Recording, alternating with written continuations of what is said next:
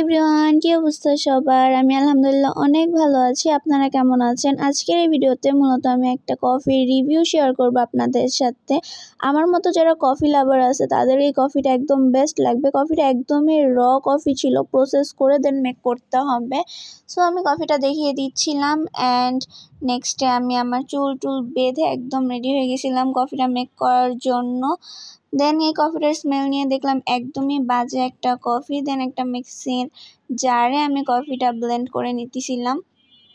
এখানে আমি একটা শিফট করে নিছি একটা কাচের জারে। দেন আমি কফিটা মেক করার জন্য পাতিলে একটু পানি নিয়ে চুলায়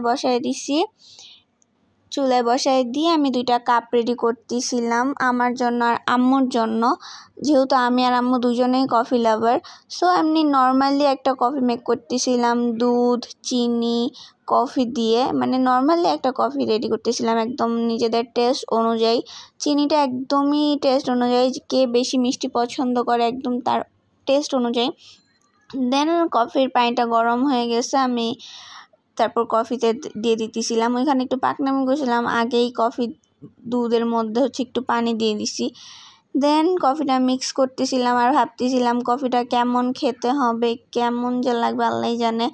দেন ফার্স্ট সিপে একটু ভালো লাগে নাই, পাতলা হয়ে গেছিলো কফিটা, আর একটু পানি কম দিলে ভালো হইতো।